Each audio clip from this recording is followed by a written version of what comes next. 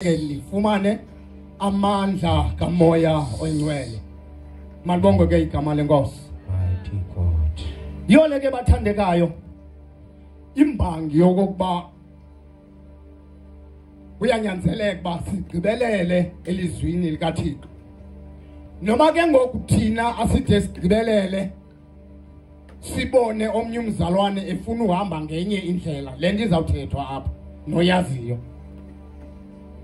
Lento iyasithandabuzisa asikwazi ude simnqale lo mzalwane ngoba inkonzo besimele ba siyenzile asigqibanga ngayo. Haleluya. Ngoba uSathana uthatha ithuba ngoba izwi likaThixo aligqibelelanga kubazalwana abakhoyo kule ndawo abangekabhaptizwa. Haleluya. Bangabantwana bakaThixo ngoba izwi lenkosi lithi bonke abamamkelayo uYesu Kristu wabanika igunya uThixo babe ngabantwana bakhe. Ekugqibeleni phaya unolomyalezo uYesu Kristu. Hambani niyokwenza abafundi inhlanga zonke. Anibafumeleze babhaptizwe lwegameni loyiselonyana umoya ongcwele. Ngamanye amagama kugqibelela ukuba ube ngumntwana kaThixo. Haleluya. Umntwana ke bathandekayo ngumuntu ophansi komzali, umuntu olawulekayo xa umzali ekhupha izwi. Haleluya. Ngamanye amagama noba kuyashunyayelwa apha ngoba izwi lingagqibelelanga alingeni kakuhle lonke. Linto nje engagqibelelanga ngoba uSathane umtyholi uvela athatha indawo. Yonke loo nto sithi noba ngaba kuyabanda abantu bazawungena emanzini. Kodwa siye sathetha noThixo wethu. Uba Thixo wethu into eyenzekayo uYesu Kristu esamamkelayo ongaphakathi kuthi sizawuthetha yona ngoku njengoko uhamba kwakunye nendoda apha bayibiza ngoba nguwo. Nansi indoda yaphakamisa amathambo uwezekile. Sizawuthetha ngoku njengendoda oyikhuphele izwi lakho uba mayithethe namathambo, amathambo ebengeva uthi liveni ilizwi likaThixo, amathambo anendlebe. Ngamanye amagama Thixo wethu sathandaza siza ngeneno imvuli yafafaza ngoba siphethe abantu abazawubhaptizwa. Sithi izulu amafu makahloniphe wena Nkosi ngoba kudala ekuzukisa eyenza yonke into obanike umthetho uba mawayenze ukuthulula amanzi. Mighty God. Kodwa ngoku makasivumele nathi sikuzukise sigqibelelise izwi lakho. Uyababona abantu esihamba nabo abangekagqitywa ukubhaptizwa. Uyababona abantu abaseKapa abangekagqitywa ukubhaptizwa. Izulu malithileke ukuze ngomso sikukhonze Thixo wethu. Haleluya. Malibonge igama lenkosi. Ngokufutshane ke nali izwi elilizwi ayilo lizwi lingqamene nokubhaptiza kodwa lingqamene nokubhaptiza egameni lokuba alenzeki elilizwi ungagqibelelanga ukwenziwa kwelizwi likaThixo. Masivuleni incwadi kaYohane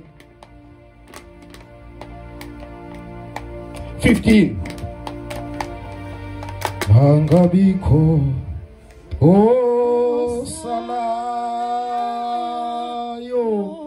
hlabangcwele beyobizwa hla inkosi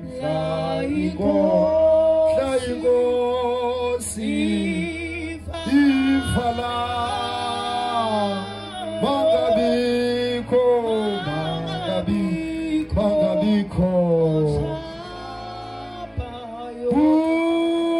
kuzohlatshelelwa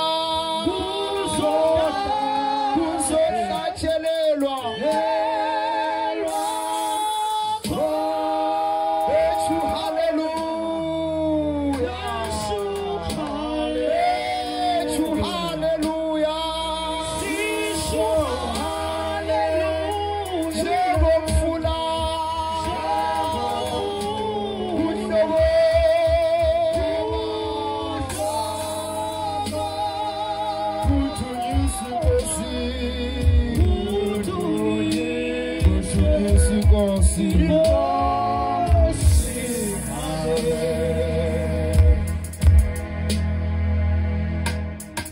Hallelujah.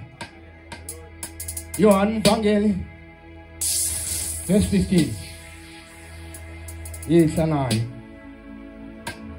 Baso ifumene usifundele.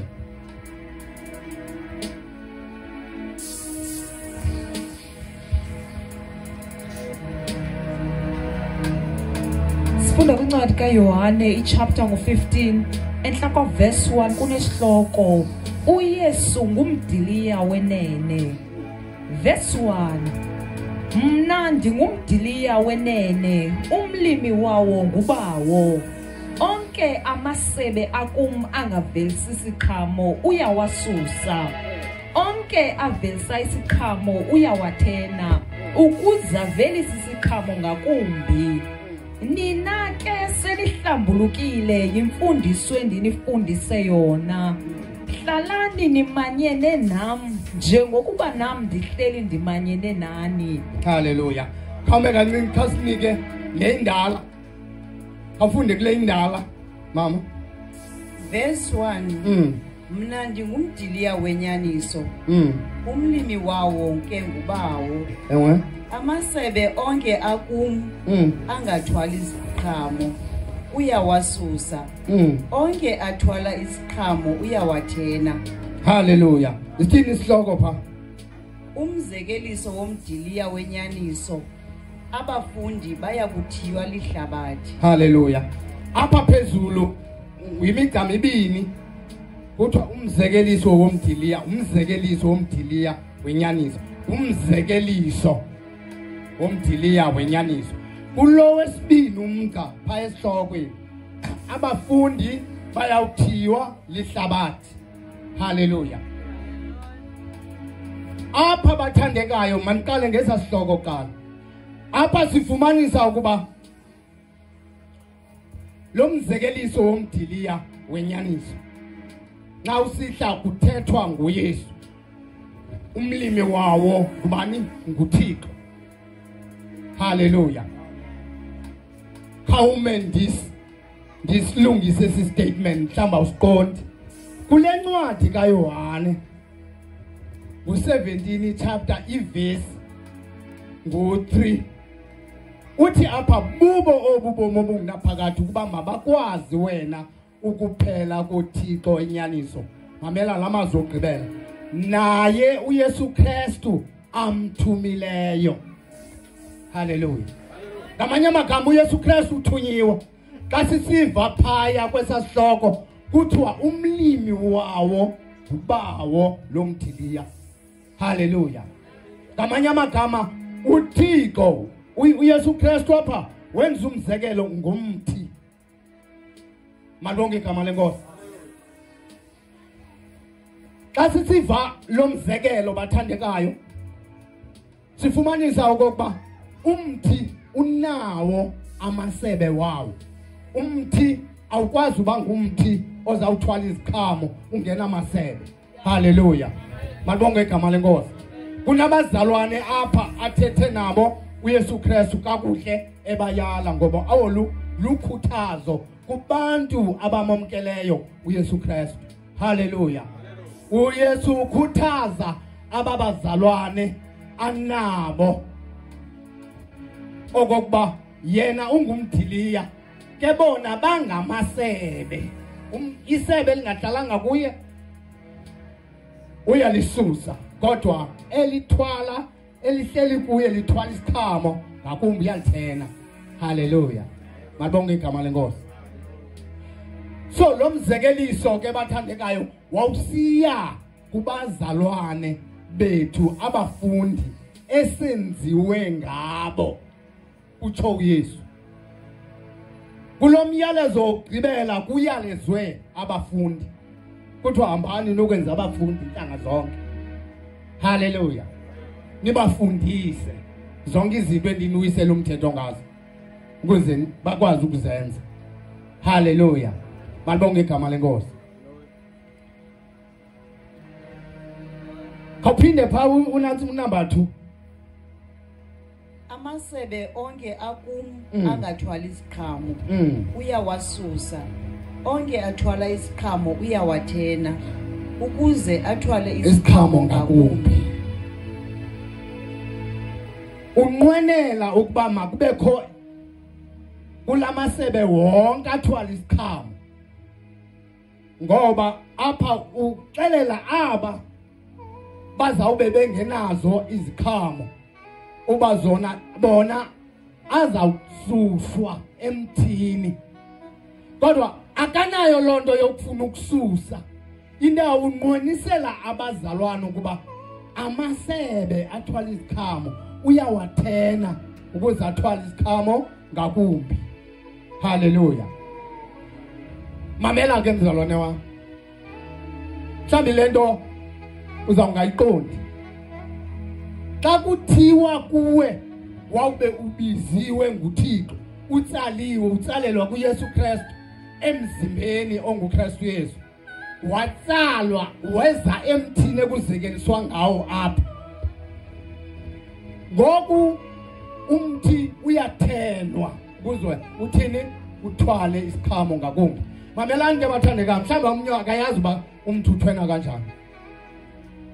Kususwa esebeni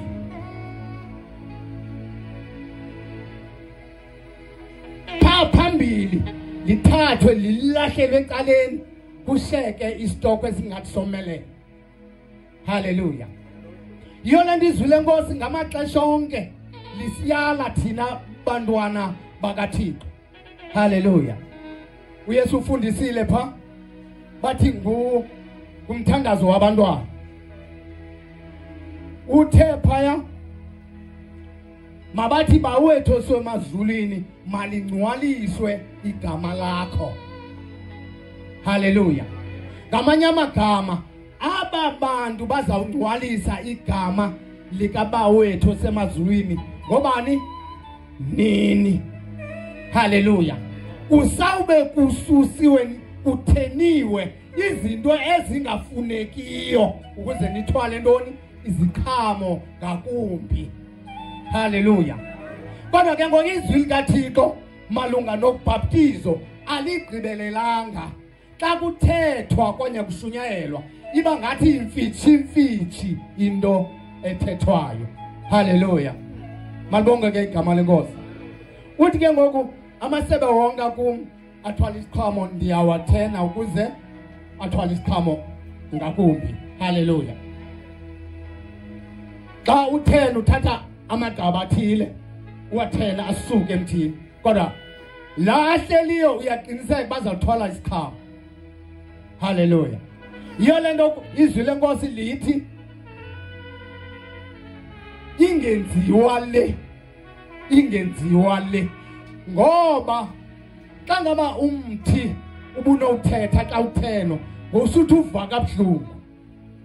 Apha phakathi kwethu xa kushunyayelwa into ethi ungakrexezi ube ukrexeza uvele kube buhlungu, yeyi kuthethwa nam. Ngelo xesha wamamkela uYesu njengenkosi nomsindisi, ngala mazwi uyathenwa ukuze kusuke lento ingafunwayo nguThixo, uzokuthwala ntoni? Isiqhamo ngakumbi. Haleluya. Malibonge ke igama lenkosi, ngoba uThixo ufuna ibandla elingenamibimbi.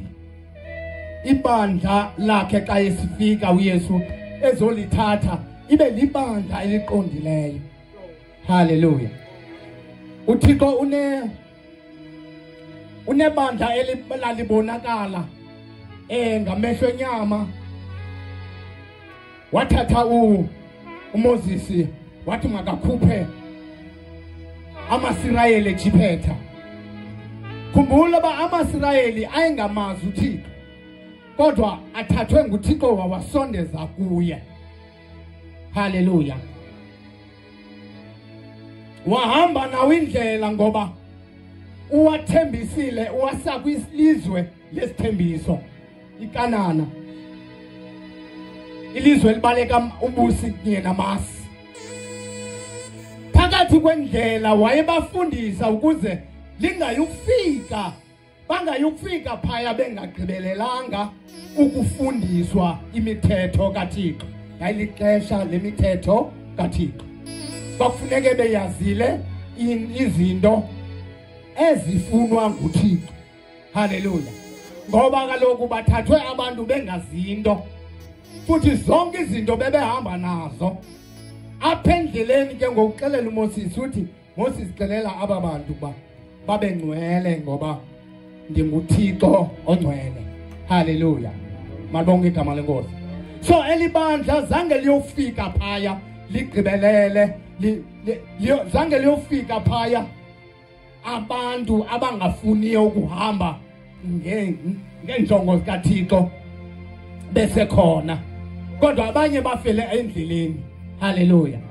Ngoba aba bantu babethendiswe ngelalizwe laseKanani kodwa thina bazalwane sithenjiswe ngobomi obungunaphakade ngoba uYesu Kristu xa waye esifa wathenga ibandla ngegazi lakhe ngoba elibandla lithathwa nguThixo belingazinto walifundisa.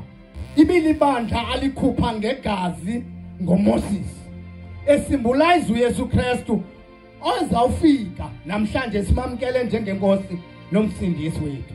Haleluya. Malibonke igama lenkosi. Kodwa ke ngoku apha singaphandle komthetho kodwa ngoba la mthetho uyayisisithunzi sokuza kukaYesu Kristu ngoba sithengiwe nathi ngegazi likaYesu Kristu. Haleluya. Malibonke ke igama lenkosi. Lento ke yithi simele ukufundiswa kuthiwe le ayifuneki ebandleni. Haleluya. Njengomthi othenwayo kuthathwa lamasebe xa ithenwa alahlelwe kude kusheka amasebe alungileyo ajongene nokuthwala isiqhamo fruit. Malibonke ke igama lenkosi. Niza kubabona ngeziqhamo. Kodwa ke ngoku xa izwi likaThixo lingagqibelelanga malunga nokubhaptizeshwa sizababona njani ngeziqhamo. Noma ngaba wenza lo mzalwane uphakathi kwethu wamamkela uYesu naye uthi ndiyamamkela uYesu njengenkosi nomsindisi kodwa indlela yakhe mani jikela ngapha kule kona umane ucinga uba hey aligqibelelanga kanene izwi likaThixo apha. Haleluya. Malibonke ke igama lenkosi. Ngamanye amagama siyakwenza kugqibelele ilizwi likaThixo ukuze umuntu kaThixo xa kuthethwa naye esithi uThixo yibani ngcwele ngoba mna Thixo ndinguThixo ongcwele. Haleluya. uThixo bathandekayo unguThixo ngumlilo odlayo akho nto isondelayo kuye. Wonke into esondele emlilweni idliwa ngumlilo, umlilo usheke unjalo. Haleluya. Malibonke igama lenkosi. Wakufumana ilizwi lenkosi njengoba sisiva apha uba athenwa ukuze athwale iziqhamo ngakumbi. Wakufumana ilizwi lenkosi. Number 1, uThixo uyamhlonipha ukuze kubekho usindiso kuwe. Lithi izwi lenkosi kwincwadi yeNdumiso, bonke abamoyikayo uThixo isithunya sezulu sibangqonga ngenxa zonke. Haleluya. Malibonke igama lenkosi. Kule ncwadi kanantsika kwalapha kuYohane qha ngu-14 phaya uthi uThomas kuye Nkosi asazi apho uyakhona. Oh hayi ayiyo. Athi uYesu ingenguye uYuda ingenguye uSkariyoti. Nkosi kutheni nalento uza kuzibonakalisa kuthi ungazibonakalisi kulo ihlabathi. uYesu xa ephendula uthi ukuba umuntu uyandithanda woligcina ilizwi lami, wothi ubawo amthande size kuye sihlale naye. Xa izwi lenkosi lingagqibelelanga alikwazi kwenzeka, akakwazi uligcina lo muntu. Uthi ke ngoku xa eligcina ilizwi lami, ubawo mnam sizawuza sihlale kuye sihlale naye. Lusindiso olugcweleyo olu, ngoba uThixo xa hleli kuwe uhleli njengomlilo odlala. Noma ngaba ziyafika izifo, zifika nje zilinganise zithi yo kanti kanene apha nguYesu kwakunye noThixo ongumlilo odlala. Siphinde sibuye umva. Sifika nje esasifo wena sijongene nawe ukuba mawungathi hey ugqirha uthini nento ethile. Xa kufika umntu wethu usuka kwagqirha uthini ugqirha? Hayi uthi ugqirha nento ethile, wena uthini? Athi ke yena ke hayi ndinento ethile uyabalisa nokubani. Le nto uyiqajela kuye. Malibongwe ke igama lenkosi. Haleluya. Bathandekayo ke sinale verse yokugqibela. Verse 3 khafunde yona. Nina nisenihlambulukile ngenxa yelizwi endilithethileyo kuni. Hlalani kum ndihlale kuni. Njengokuba isebe lingenako ukuthwala isiqhamo ngokwalo lingahlalanga emdiliyeni, ngokunjalo aninako nani ningahlalanga kum. Haleluya. Nina nisenihlambulukile ngenxa yelizwi endilithethileyo kuni. Hlalani kum nam ndihlale kuni. Haleluya. Kuphinde kuzekeliswe ke ngoku njengoba isebe lingenakwazi ukuthwala isiqhamo lingahlalanga emthini. Haleluya. Malibongwe ke igama lenkosi.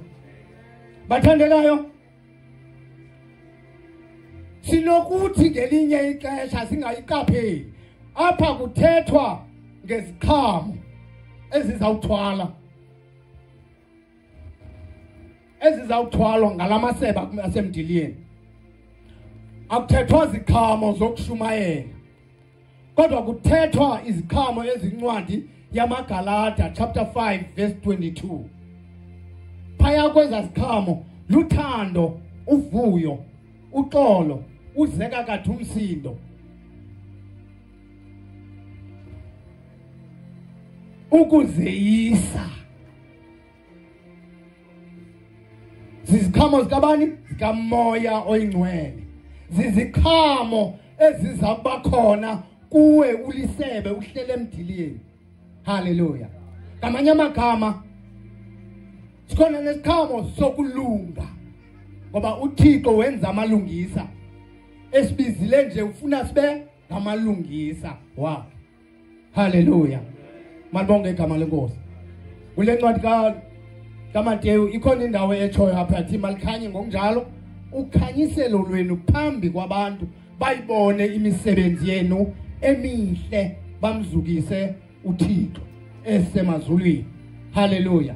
So ngamanye amagama funeke sithwele ezi ziqhamo ukuze sibonakale phi kuThixo. Haleluya. Apha ku14 phaya kuthiwa lidinga lokuza kamoya. Uthi pha ubani yanithanda gcinani imithetho yami. Haleluya. Yimithetho ayithunyiweyo uYesu Kristu, ngoba unento ethi ekugqibeleni apha ku15 uthi yonke into endiyithethayo kuni andiyithethi iphuma kum, kodwa ndiyithetha iphuma kulowo wandithumayo. Uthi ke ngoba 14 ndiyakunicelela ubawo omnye umthetheleli ahlale nani ngonophakade. Haleluya. Khumbula ke banthandekayo ukuba uThixo ngoYesu Kristu ubuyisela abantu ababelahlekile, belahleke ezwini lakhe, belahleke ekulawulweni nguThixo.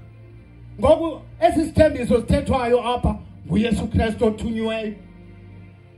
So kokuba funeke sigqibe ingcibelelo yokubamba izwi lenkosi. Ngaloo nto uzawusicelela yena sikwazi uba silawulwe nguThixo. Haleluya. Malibonge igama lenkosi. Bathandekayo kusasa bayawubhaptizwa aba bazalwane, emva koko banikwa umoya oyingcwele apho uThixo ezawuthetha nomzalwane amxelele ba wena kaloku ngexesha ethile uyathandaza, ngo-1 ebusuku uyavuka uthandaze, ekuseni uyathandaza ngokuhlwa kukho umntu engekho, emsebenzini ngedinari uyathanda moya kaThixo elawula wena. Haleluya. Nina senihlambulukile ngenxa yezwi lawo endilithethileyo kuni, hlalani kum mna ndihlale kuni. Ngamanye amagama sihleli emthini. Into esiyincwasileyo kuba masilawulwe ngumoya kaThixo kwenzela uba uThixo avuye ngempilo yethu. Abantu bayibona imisebenzi yethu emihle, bamzukise uThixo esemazulwini. Ngamanye amagama sinetyala kuba aba bazalwana bathi sebevumile ngemilomo yabo, bekholiwe ngenhliziyo uba uThixo bamvusa uYesu Kristu kwabafileyo, ze singagqibeleli si ukulenza ilizwi likaThixo liphelele. Haleluya. Ngamanye amagama njengamadoda amakhulu asikwazi ukumthatha umzalwane simbeka apha. Fandini u1 no2 no3. Why ungamenzanga? Ngoba into ikuthi sibayekile ababazalwane bengagqibelelanga ukuba bangabhabo kanye ezwini likaThixo esimele kulenza njengamadoda amakhulu. Haleluya. Kuthi sonke nabasebebhaptiziwe izwi esilifumanayo ke bathandekayo, leleya lithwaya kuthi nina senihlambulukile ngenxa yelizwi endilithethileyo kuni, hlalani kum nam ndikwazi ukuhlala kuni. Ngamanye amagama awuhlala kuwe uYesu Kristu ubonakala njengokukhanya, uthi ulukhanyiselo lwehlabathi. Nani wathi nina ningumzi ome phezu kwentaba, utsho kubafundi bakhe, esitsho kuni ngoba nizelwe ngabafundi. Haleluya. uThixo xa ethe weza wahlala kunye naye uYesu Kristu, wena uhamba nomlilo kwindawo ohamba kuyo, uhamba nomlilo. Haleluya. Noma ngaba uhamba mhlambi kuchithwa amayeza unyathela nje, ngoba kudala sasoyika uba hey namhlanje uyeza apho uqomba uyakekela, ngoba ngoku uhamba nomlilo odlayo. Haleluya. Noma ngaba mhlawumbi uhamba uyongena kumzi onamayeza okanye ligqigqa uye kulonto ubuyele, lo mayeza wonke abola wonke, ngoba wena uhamba nomlilo odlayo, unamandla kunehlabathi lonke ongaphakathi kuwe. Haleluya. Malibonge ke igama lenkosi. Masenze ke bathandekayo igqibelele ke ngomso abathandiweyo inkosi bakuvuyele ukubhaptizwa ke ngomso. Singabandoda amakhulu siyakuvuyela kakhulu oko.